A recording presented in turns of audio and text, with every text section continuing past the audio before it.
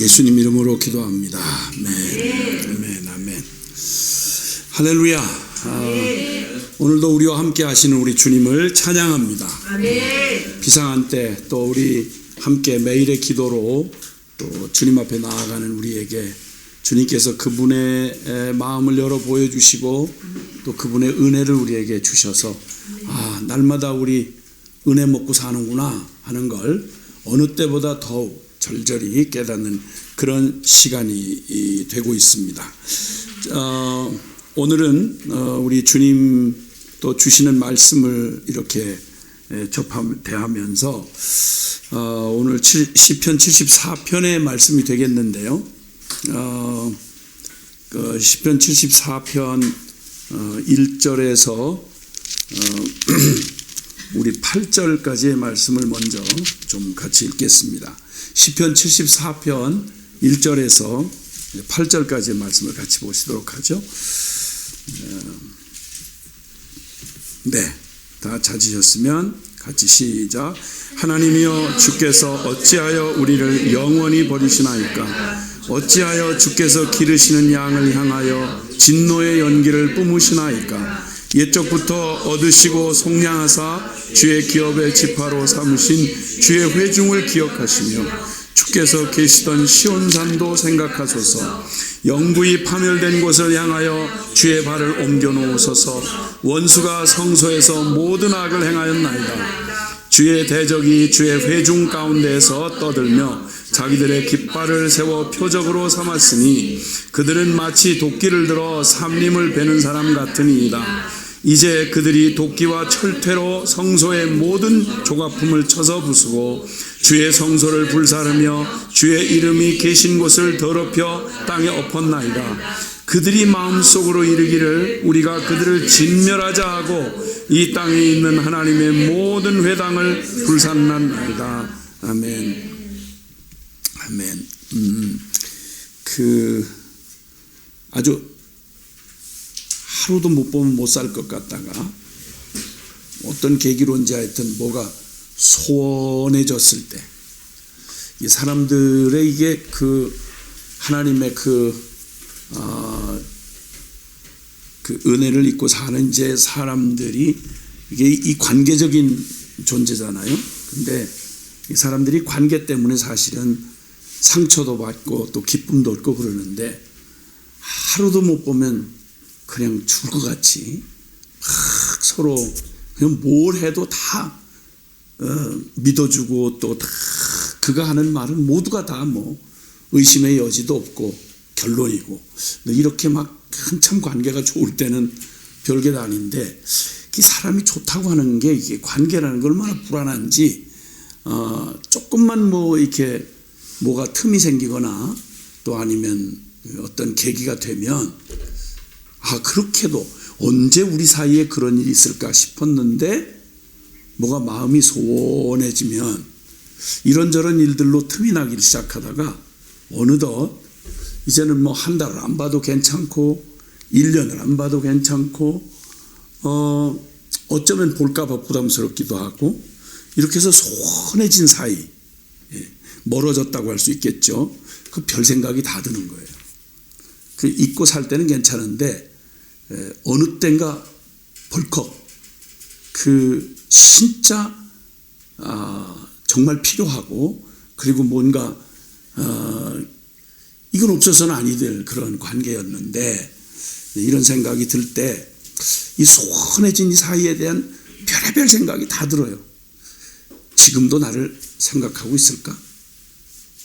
아주 나를 완전히 잊어버린 건 아닐까? 또 그래 나 같은 게 뭐 그 사람한테 무슨 의미가 있겠어? 뭐 이런저런 생각이 별의별 생각이 다 들고 이유가 막 이렇게 생기죠.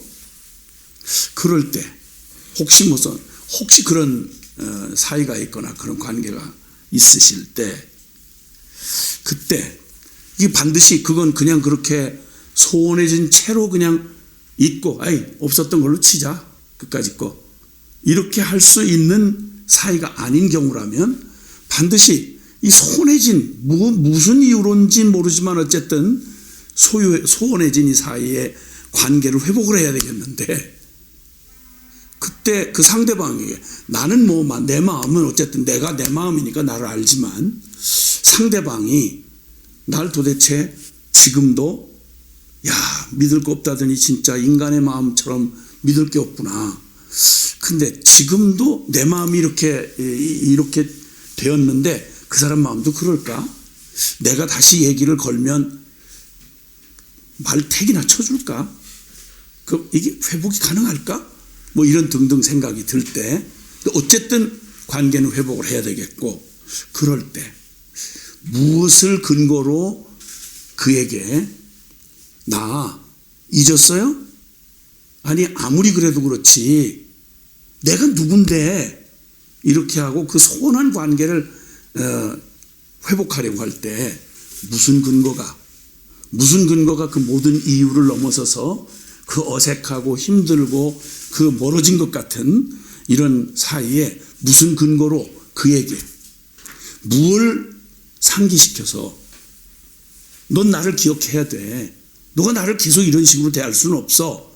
이럴 때 무슨 근거를 가지고 무슨 이유를 찾아서 그 소원해진 사이의 관계를 다시 회복하려고 하는 그런 근거가 뭐가 될 거라고 생각이 되세요?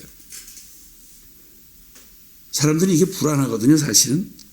그러다 보니까 무언가 항상 공통으로 기억해야 할 우리 사이에 너와 나 사이가 그냥 잠깐 이렇게 지나가다가 뭐 잠깐 이게 기분 내켜서 잠깐 뭐 감정으로 뭐 이런 거 아니야. 그래서 사람이 일생의 관계를 맺어야 되는 결혼의 서약을 하려면 보통 예물 교환을 하잖아요. 예물 교환. 뭐 부부 서약도 하지만 하여튼 예물 교환을 하죠. 늘 눈에 보이는 반지나 뭐 이런 것들로 목걸이나 이런 것들로. 그래서 항상 몸에 지니고 있으면서 수많은 위기가 올 때, 수많은 이 관계를 흔드는 그런 도전들이 있을 때 너와 내가 지금 함께 사는 게 무슨 뭐 지금 돈 때문에 뭐 경비가 들들어서 뭐 정략 결혼한 것도 아니고 뭐 잠깐 무슨 뭐 지나가다가 뭐 반반해서 얼굴 반반해서 만난 것도 아니고 우리를 맺어준 게 뭐야 이거잖아 하고 나누는 원래 의미는 아마 그 패물을 나누는 의미는 그런 의미였다고 생각이 돼요. 살다가 급하면 전당포에다 맡겨서 일단 급전 불러서 쓰자 이렇게 비상금 준비하듯이 한 거라고 생각하진 않아요. 그것만 보면 막 관계가 흔들어지고 막 수많은 막 경랑하는 이유들이 사이를 갈라놓는 이유가 있다고 해도 그 모든 것보다 요구할 수 있는 서로가 서로에게 요구할 수 있는 가장 근본적인 그것 있잖아요. 기억하게 하는 것. 여기 오늘 그 하나님과 우리 사이가 만약에 이렇게 꼭 하나님이 우리를 잊어버린 것 같을 때 그래서 오늘 이 시편 74편은 이런 바탕에서 지금 시편이 진행되고 있는데요. 우리를 잊으신 것 같을 때 우리를 잊으신 것 같을 때 어떤 상황이 무슨 일이 있었길래 혹시 하나님 우리를 잊은 거 아니신가? 이럴 때 여기 그 읽었던 본문에 보니까 하나님이여 주께서 어찌하여 우리를 영원히 버리시나이까? 아주 까마득하게 잊어버리고 아주 없었던 것처럼 주님이 완전히 그분의 생각 속에서 우리가 존재 자체가 꼭 잊혀진 것만 같은 이런 기가 막힌 상황을 토로합니다. 하나님이여 주께서 어찌하여 우리를 영원히 버리시나이까?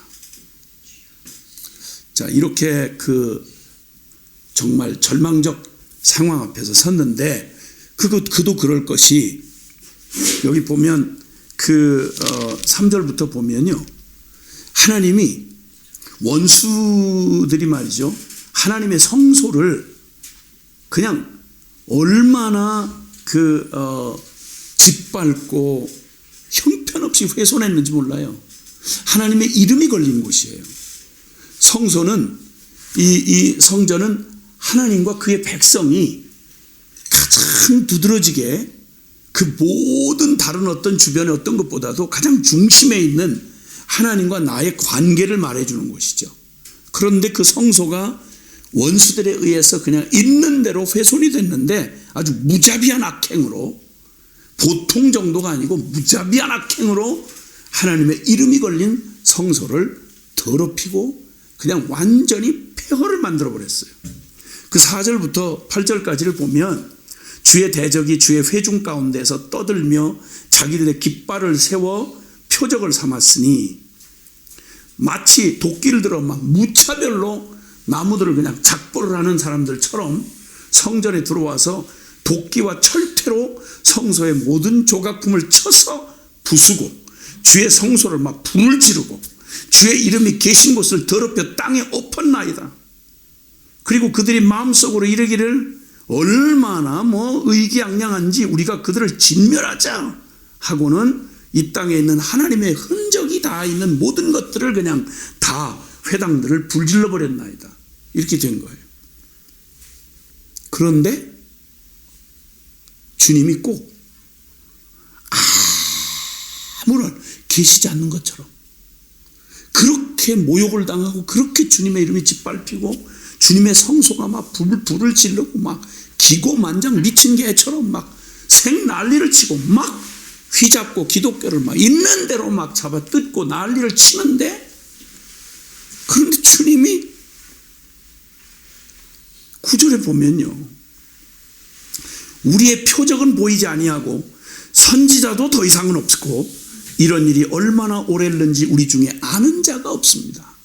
희망이 보이질 않고 완전히 깨끗이 하나님이 잊어버린 것만 같은 그런 상황인 거예요.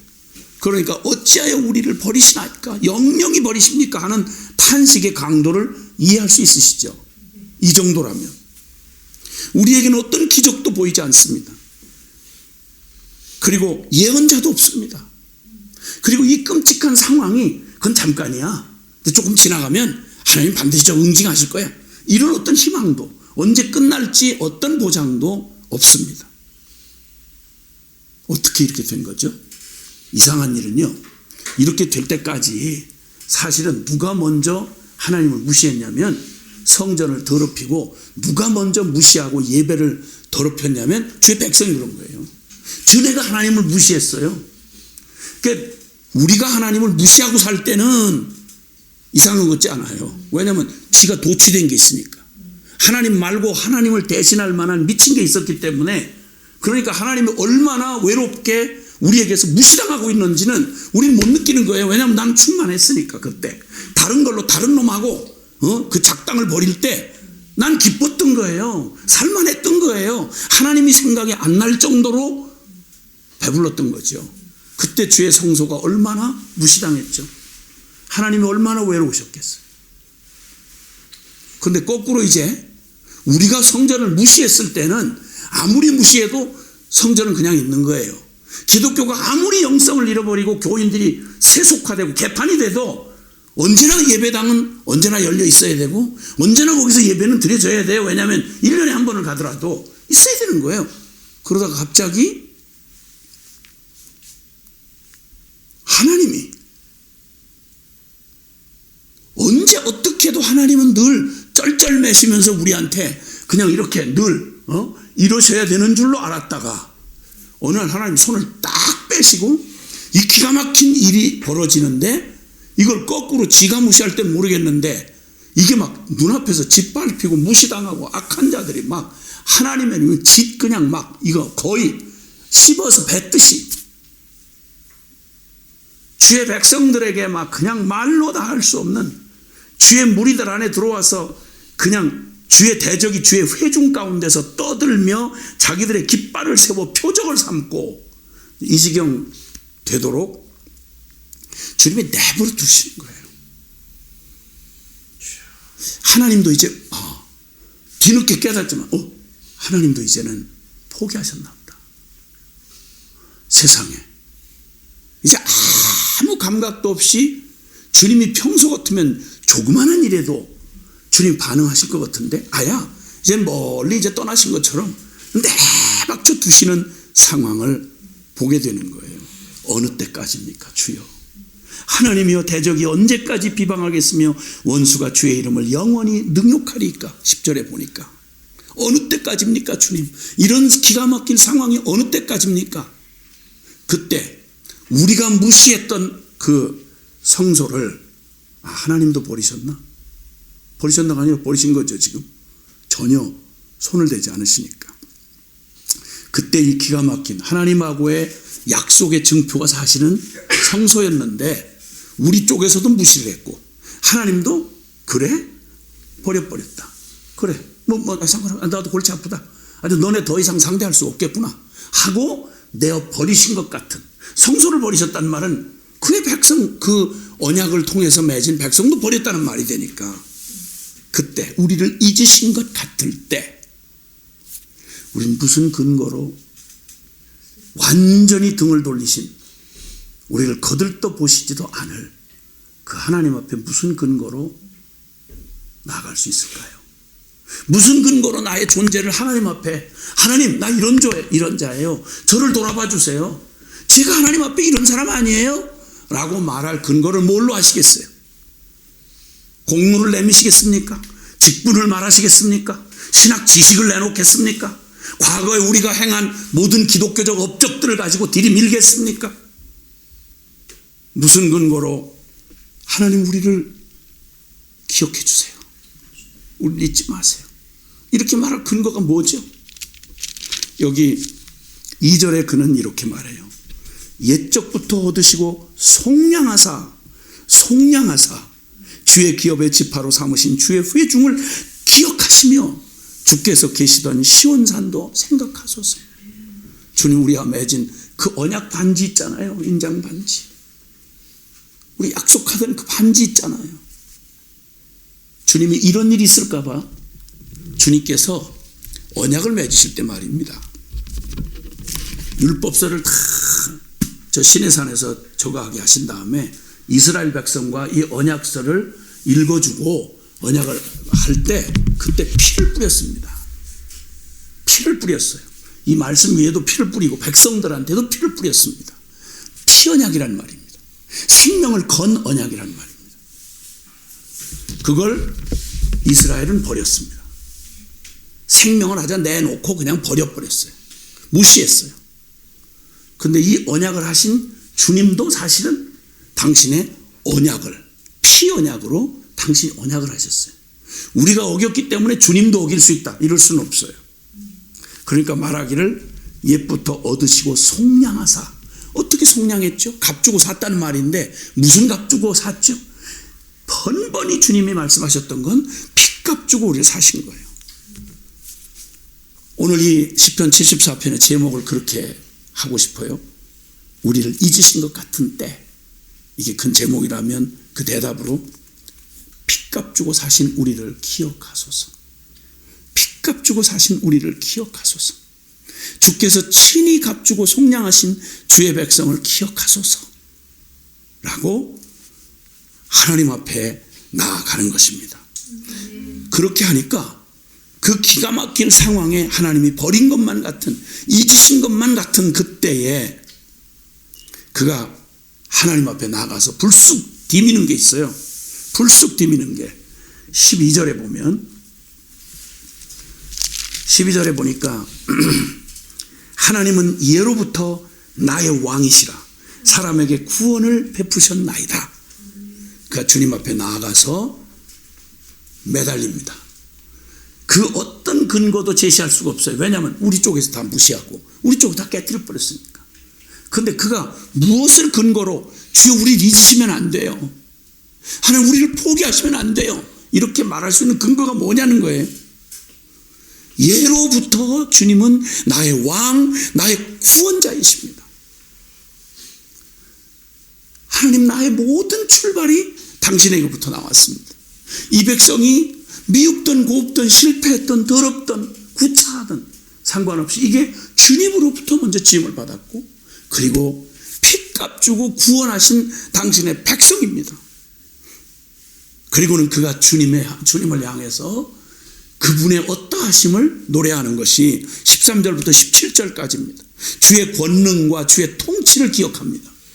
하나님이 어떤 분이신지를 기억해요.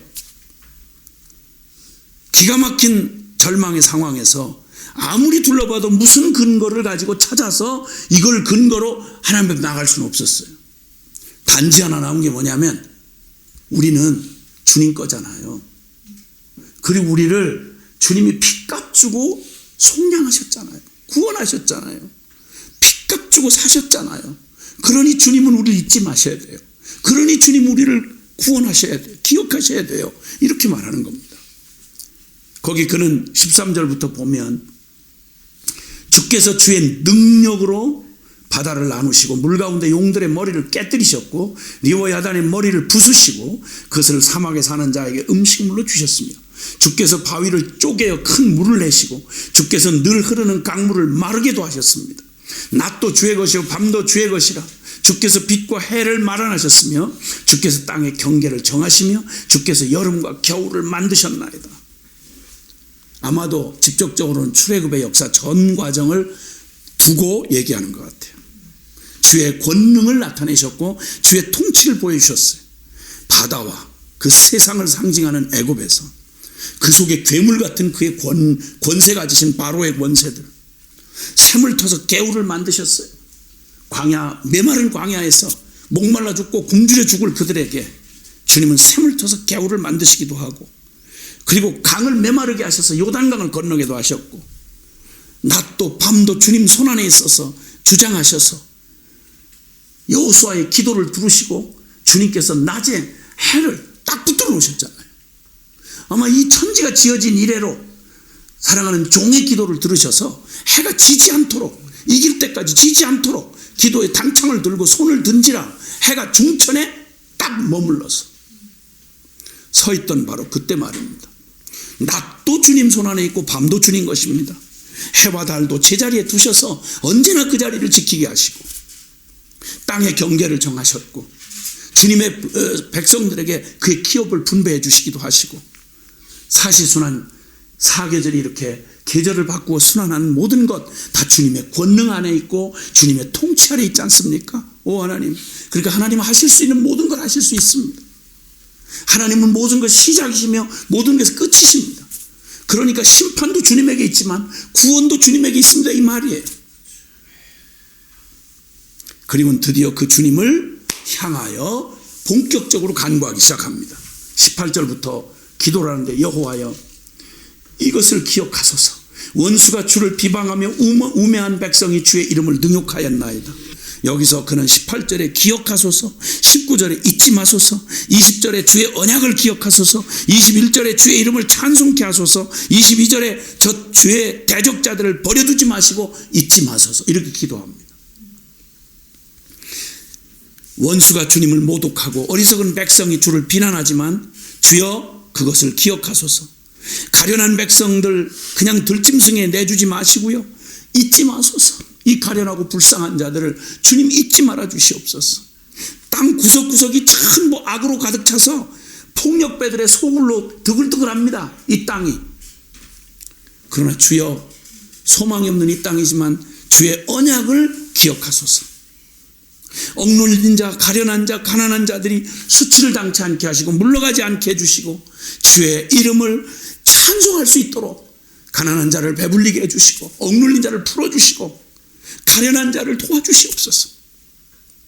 그리고 주님께 끝내 항거하는 저 대적자들을 버려두지 마시고 그들을 잊지 마소서. 이렇게 기도를 합니다. 이 기도의 모든 근거가 핏값 주고 사신 우리를 기억하소서. 우리가 하나님을 무시할 때는 잘 몰랐는데 하나님 우리를 잊어버리고 무시하는 것 같을 때 기가 막힌 거예요. 그제서 그때 주님에게로 나아가서 주님 앞에 내어밀 그 단계 다른 게 없었습니다. 이 시편의 노래를 들으면서 다니엘 기도가 생각이 났습니다.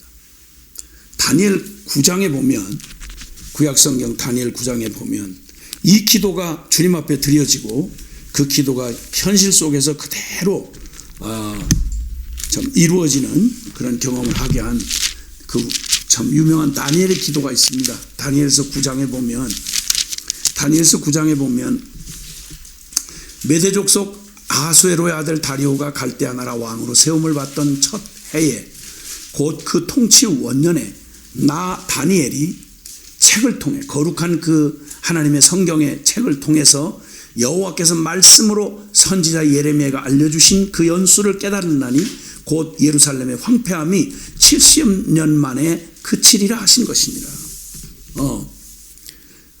이 이스라엘 백성이 이제 바벨론 포로가 되기 직전까지 그 예레미야의 마지막 그 통절한 그 눈물의 하소연이 주님이 그토록 안타깝게 그의 백성을 구원하시려는 주님의 그 눈물의 선지자의 애통함과 그 당대의 선지자들이 그 눈물을 겪게 외쳤어도 끝내 여기 지금 이 시편 기자의 노래처럼 대적들이 성소를 황폐하게 만들기 전에 주여 주여 하는 이스라엘 백성이, 주여 주여 하는 기독교인들이, 주여 주여 하는 언약 백성이, 모태신앙이 성소를 얼마나 더럽혔는지 몰라요.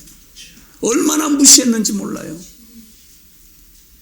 그러다가 정말 주님도 성소를 버리셨어요. 그런 바람에 그 기가 막힌 완전히 절망으로 폐허가 돼서 묘사한 그대로 성을 있는 대로 하나님의 성소를 그냥 무자비한 악행으로 완전히 황폐하게 만들어 버렸습니다. 그렇게 하고 다 끝장나고 다 몇몇 살아서 쓸만하다고 생각되는 포로들을 끌고 가고 나머지 잡아 죽이고, 그리고 거기에 그 땅이 황폐하지 않도록 천민들 몇몇 남겨놓은 기가 막힌 폐허가 된 예루살렘의 멸망이 있고 있을 때 예레미야가 마지막 주님이 뭐라고 하시는 거 아니? 그들은 그들의 죄값으로 다 하나님이 잊어버리셨는데 그들의 죄값으로 멸망한 그들에게 주님이 뭐라고 말하는 거 아니? 이제 너희가 너희 죄값의 그 결과를 보게 될 것이다. 그리고 이 땅은 잊혀진 바 되어서 70년이 지나갈 것이다.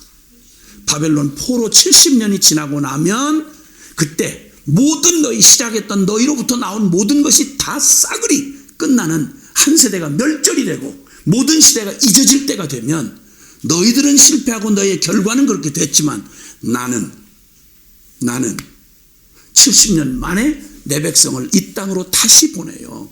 이곳에서 다시 나의 영광을 나타내리라 하신 그 진짜 말 그대로 이제 70년 세월 지나고 이제 예루살렘 성소는 다 폐허가 됐고 예루살렘은 저주의 대명사가 됐어요. 하나님 믿다가 저렇게 저주받은 땅이 저런 곳이다. 이렇게 아주 세상의 저주거리가 된 그 땅의 저주의 표상이 되었던 그 땅을 내가 회복하게 하리라 라고 하는 이 말이 그때 망해서 끌려간 그들에게 이게 남았을 리가 없잖아요. 그러니까 다니엘이 그 마지막 다 이제 70년 세월이 지나갔으니까 그 가운데 그래도 주님의 영광을 포기할 수 없는 다니엘이 그 말씀을 붙잡고 연구하다가 세상에 그냥 안 보이던 말이 눈에 확 들어오는 거예요. 70년이 때가 차면 하나님이 돌이킬 거라고요. 예루살렘 다시 돌아와서 주님이 성전을 지키게 할 거라고요. 그 약속이 있던 것을 깨달았다는 거예요. 깨닫고 예루살렘의 황폐함이 70년 만에 그치리라 하신 그것이다 라고 깨닫자마자 그는 금식을 하면서 주님 앞에 바짝 매달립니다. 바짝 매달린 다니엘의 기도가 여기 일어나는 겁니다. 그리고 그가 회개 기도를 해요. 2절부터 19절까지 가보면 다니엘의 간절하고 절절한 기도가 기억이 됩니다. 그가 회개 기도를 하는데요. 그 4절 이하에부터 보면 반복해서 이스라엘이 하나님이 이렇게 경고했는데 또 경고한 대로 악을 저질러서 얻어터져서 그들이 나중에 결국 그게 엉망이 됐는데 주님이 다시 돌이켰다. 그래서 회복해 줬는데 또 잠깐 반짝하더니 또 힘이 생기니까 또 얻어터질 짓을 했다. 이게 구약의 역사예요. 이게 그 얘기를 쭉 회고하는 거예요. 하나님 이렇게 된 건 당신 말씀대로입니다. 하나님 이렇게 된 건 당신 말씀대로입니다. 율법에 말한 그대로 이들은 죄짓고 불쌍한 짓 하면 또 불쌍하고 회개하면 다시 돌이키고, 그래서 정신 차렸나 해서 또 다시 살려주면 또 그 짓하고 또 그 짓하고 또 그 짓하고 또 그 짓하고 지겹도록 돼지를 간신히 씻겨다가 간신히 좀 집안에다 잠깐 두면 어느새 그냥 꿀꿀거리고 나가가지고 또 그냥 진흙탕에 그냥 가서 막 뒹굴고 씻겨놓고 해봐야 아무리 씻기고 매일 씻기고 하루에 3번씩 씻겨도 돼지야. 이 죄인들은 씻겨놔도 죄인, 씻겨놔도 죄인. 이 얘기를 계속 반복해서 불순종하고 반역하고, 그래서 그 모든 그들이 받은 재앙은 말씀대로 받은 재앙이었습니다. 이거 다 알고 있습니다. 주님, 우리 죄값대로 하나님 말씀대로 그렇게 됐습니다. 그리고 간구해요. 17절에 주님만이 하나님이심을 모두가 알도록. 이 반복되고 결국 이룰 수밖에 없는 우리지만, 그러나 주님 이제 당신의 언약에 근거하여 강청합니다. 하나님, 주님만이 하나님이심을 알게 하려고 우리에게 이렇게 끝까지 포기하지 않으시고 이 은혜를 주신 주님을 이제 우리가 압니다. 주여, 우리를 구원하시고 성전을 회복하게 해주십시오. 18절에 이렇게 간구하는 근거는 우리의 잘남 때문이 아닙니다. 우리의 의로움이 아닙니다. 우리의 뭐 이만한 내놓을 것이 있어서가 아니라 주님의 자비 때문입니다. 우리는 입이 100만 개라도 억만 개라도 입을 뗄 수가 없습니다. 계속 지금 반복해서 고백한 얘기가 그래요. 그리고 주님 응답해 주시옵소서. 19절에 용서하시고 응답하시되 지체하지 마세요. 우리를 잊으신 것 같은 이때에 다니엘이 저 홀로 바벨론 외로운 곳에서 거기서 하나님의 그 신라 같은 약속을 발견하고 주님 앞에 그냥 대쉬하면서 주님 앞에 매달린 게 있습니다. 주여, 핏값 주고 사신 우리를 기억하셔야 합니다. 지체하지 마셔야 합니다. 그렇게 주님 앞에 매달립니다. 사실 저는 이 다니엘의 기도, 또 이 시편의 이 아삽의 기도를 보면서 똑같은 패턴이에요. 똑같은 패턴인데 이 패턴이 진짜 이상하게도 이거 정말 이상한 언약을 주님이 신명기에 하셨어요. 신명기를 보시면 알지만 신명기 마지막 마무리가 돼가는 지점에 가보면 모세오경의 마지막이었던 그 신명기쯤에 가면 이거 다 듣고도 그들이 무슨 짓 할지를 주님 예언을 하세요. 그래서 예언을 하시는데, 자, 이렇게 순종하면 복을 받을 거다. 그러나 만약에 이 말을 어기고 너희가 이렇게 되면 이렇게 망하고 저렇게 망하고 저렇게 재앙을 당할 것이다. 그 얘기를 다 말씀하신 다음에 비참하게도 뭐라고 그러신 거 아니, 너희가 이 말을 다 듣고도 분명 또 그 이야기 속에는 이걸 듣고도 너희가 또 금방 또 악한 짓을 해서 적국에 팔려가고 막 재앙을 당하고 그럴 때가 되면 그게 한 번째든지 두 번째든지 10번째든지 100번째든지 상관없이 만약 그 패턴으로 또 네가 알면서도 망할 짓을 또 할 텐데, 그렇게 하게 되면 그때라도 어디에 가 있든지 성소를 향해서 내 얼굴을 구하고 주님 앞에 구하면 내가 너에게 듣고 내가 너희를 회복해 줄 거야. 그럼 또 회복해 주면 너희는 또 가서 무슨 짓을 할 거냐? 또 그 짓 하겠지. 잘못했어요 이렇게 해놓고 밥만 주세요. 밥 먹어놓고 배부르면 또 그 짓 하겠지. 이 얘기를 계속 반복해요. 신명기에. 아니 그 얘기를 왜 하시나? 아니 싹부터 안 될 것 같으면 잘라버리든지 그냥 시작을 하시든 말든지, 그리고 한 번, 두 번, 세 번까지 참아주든지 이런 모르겠는데 무한 끝도 없이 그렇게 할 거야. 이 얘기가 참 이상한 언약이었습니다. 알긴 알죠. 주님의 뭐 무한한 용서 이렇게 말하지만, 그러나 용서만 얘기할 수 없어요. 주님의 의를 세우셔야 되니까. 이게 도대체 잘 이해가 안 되는 얘기였는데 여기서 말입니다. 그 기억, 그 쓸데없는 것 같은 똑같은 반복되는 얘기. 내가 이렇게 경고했는데 또 너희가 무시하면 이렇게 다지고 당하고 터지고 고난당할 것이다. 이 얘기는 뭐 그때가 되거들랑 나 몇 번째인데 더 이상은 안 돼. 아니 이게 무슨 뭐 배려기도 낯짝있지. 아직 안 돼. 지난번까지는 7번까지는 그렇게 했는데 지금 8번이잖아. 안 돼. 이럴까 봐 주님께서 숫자를 제한을 안 하시고 끝까지 계속 그 얘기를, 그 패턴을 이어가시는 거예요. 이상하다. 왜 이러실까? 계속 이런 식으로 살으라는 말인가? 그건 아니잖아요. 그런데 주님께서 그 이상했던 언약, 근데 말입니다, 상황이 역사의 끝물에 가서 이 상황을 보니까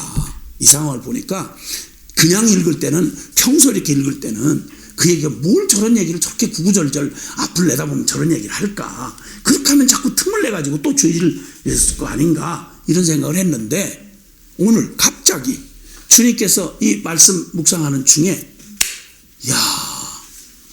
우리를 잊으신 것 같을 때, 더는 여기 목에서 도와달라, 기억해달라 말할 염치가 없어서 말이 안 나올 때, 이런 위치에 있는 자들에게 이 기가 막히게 무의미하게 반복되는 것 같았던 이 구절이 얼마나 생명줄 같은 구절인가를 생각하게 된 거예요. 이젠 안 되겠지, 이젠 틀렸지, 너무 늦었지, 이럴 때 그때 다시 보니까 아니야, 그게 아닌 거야.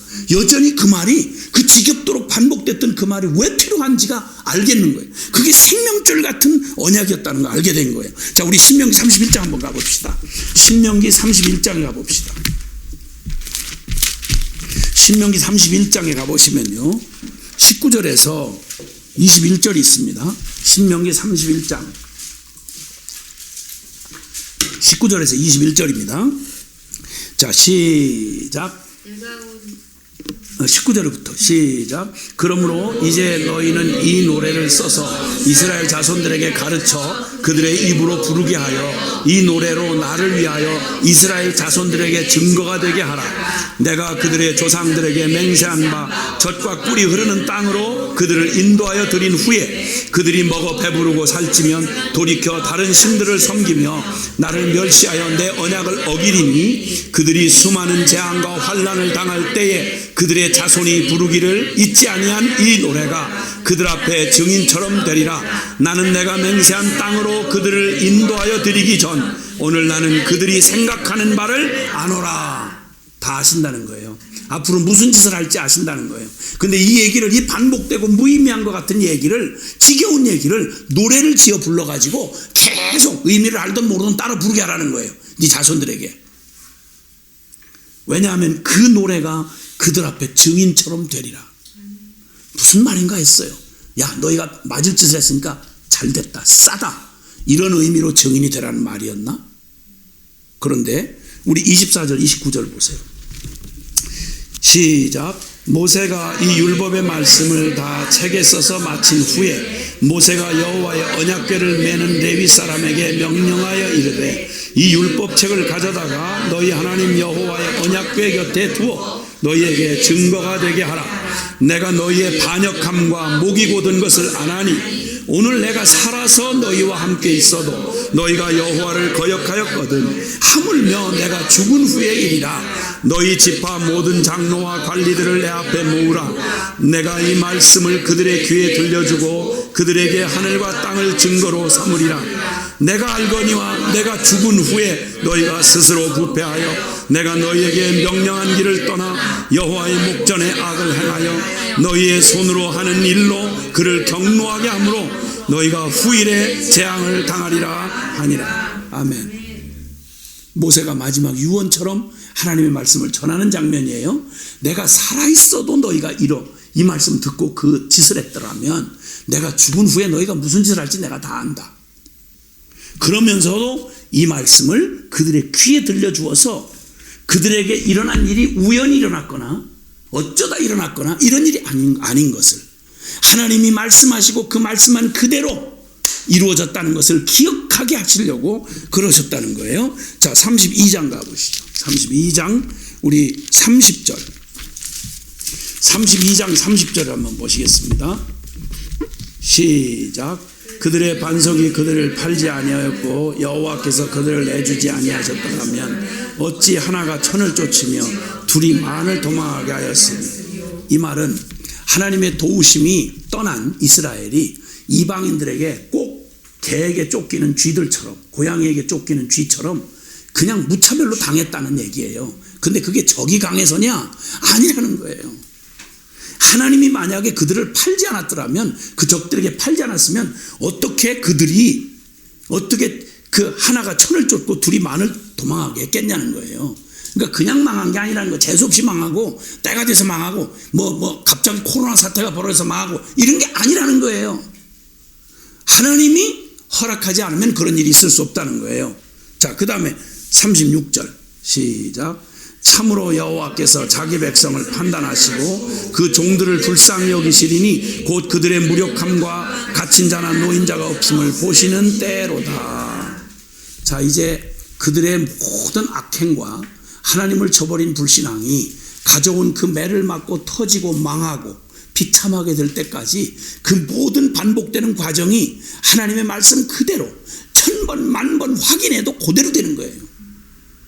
그런 다음에 이제 더는 할 수 없이 하나님이 자기 백성이 이제는 정말 비참한 지경에 떨어졌을 때, 지금 여기 오늘 시편 기자의 노래처럼 다니엘이 깨달은 것처럼 흔적도 없이 근거도 없이 완전히 버려진 짐승처럼 죽은 송장처럼 버려진 그들을 그때 그렇게 되어졌을 때, 그들의 죄값으로 그들의 선택한 결과로 그렇게 되어졌을 때, 아무것도 주님, 나를 잊으신 주님 앞에 나를 뭐라고 나를 기억해 주세요 말할 근거가 없어졌을 때, 주님이 일방적으로 그 종들을 불쌍히 여기시리니 그들의 무력함과 갇힌 자나 노인자가 없음을 보시는 그때에 주님께서 그때에 39절, 그때 그들을 건지시는 구원의 일을 이루실 텐데, 39절 시작. 이제는 나 곧 내가 그인 줄 알라. 나 외에는 신이 없도다. 나는 죽이기도 하고 살리기도 하며 상하게도 하며 낫게도 하나니 내 손에서 능히 빼앗을 자가 없도다. 왜 이렇게 하시죠? 주님이 무엇 때문에 이렇게 하시는 거죠? 다니엘의 마지막 기도가 그겁니다. 주님만이 하나님이심을 모두가 알도록 우리를 주님 회복시켜 주십시오.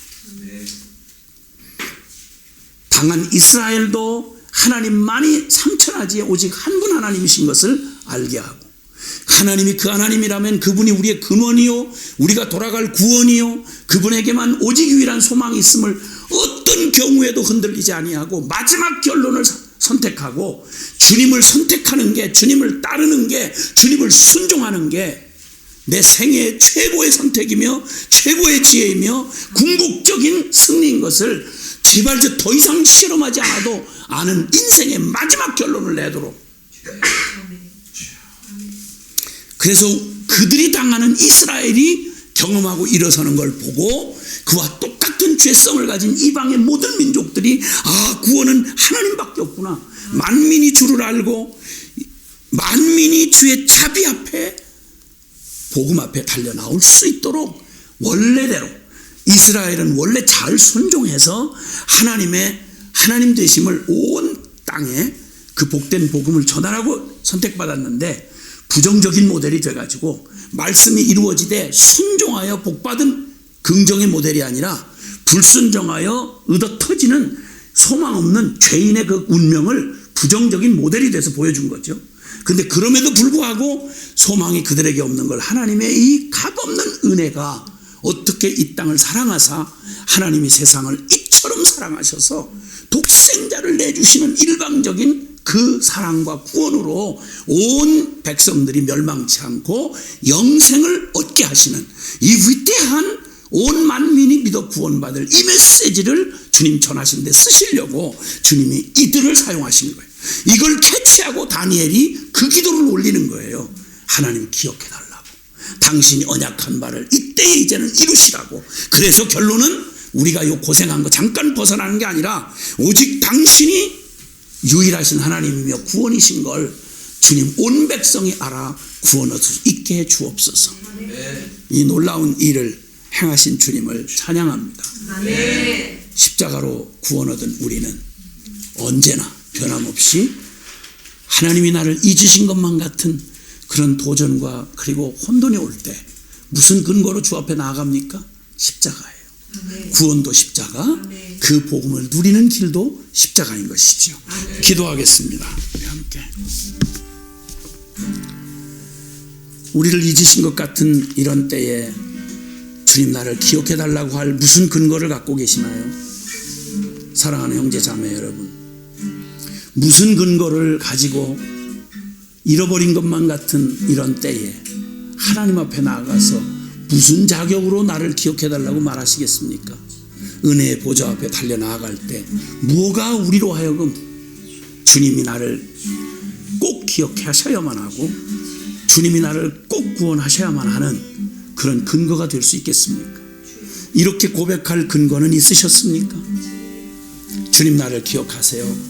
나를 핏값 주고 사셨잖아요. 주님 나를 구원하세요. 주님 나를 핏값 주고 사셨잖아요. 우리 주님 앞에 기도하며 나아가겠습니다. 사랑하시는 아버지 하나님 감사합니다. 오 할렐루야. 주님 찬양합니다. 아름다우신 주님을 높여드립니다. 할렐루야. 주님 귀한 복, 아름다운 복음을 주신 주님을 찬양합니다. 예 주님, 오 주님 감사합니다. 사랑하는 아버지 감사합니다. 주님 찬양합니다.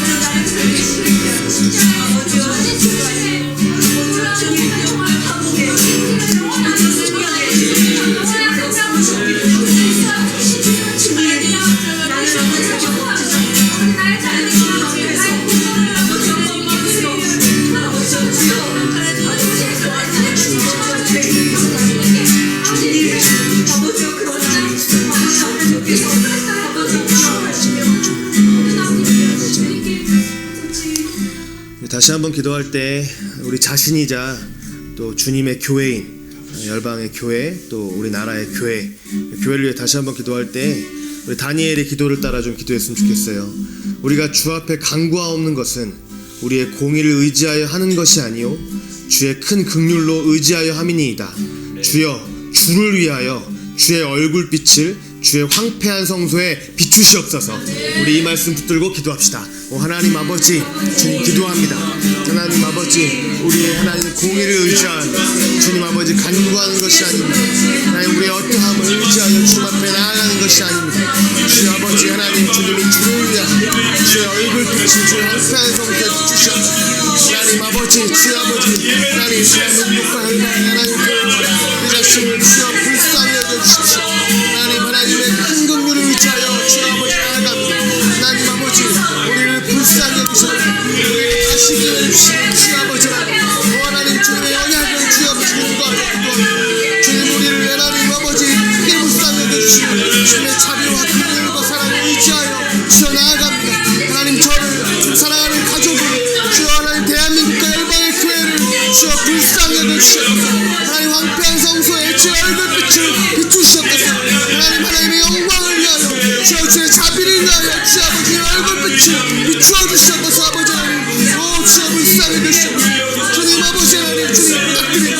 오 하나님 아버지, 주님 아버지 하나님, 주님 아버지 주님 아멘입니다. 주 아버지 하나님, 오 주 아버지 하나님, 주님, 오 주님 아버지 하나님, 주님 아멘입니다. 주님 아버지 아멘입니다. 주님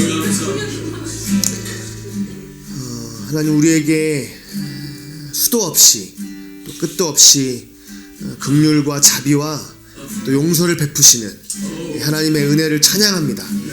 하나님 다니엘마저도 그가 정한 마음으로 나아갔던 3번의 기도, 그 행위를 의지할 수 없는 하나님의 큰 긍휼과 십자가에서 아들을 내어줄 만큼 사랑하시는 그 주님의 사랑을, 주님의 자비를 의지하여 나아가는, 이것 말고 우리가 주님께 나아갈 수 있는 길과 자격이 아무것도 없음을 주여 고백합니다. 하나님 불쌍히 여겨주십시오. 주님의 언약과 우리를 긍휼히 여기셔서 아들을 일방적으로 우리를 사랑하신 그 사랑으로 내어주신 그 십자가의 복음 기억하사 우리와 열방과 이 고국의 교회를 기억하사 다시 한번 주님은 주님을 위하여 얼굴빛을 비추어 주십시오. 그리고 우리를 회복하여 주십시오. 주님의 합당하고 주님의 사랑스러운 교회로 주여 일어나게 해주시옵소서. 예수 그리스도의 이름으로 기도드립니다. 네.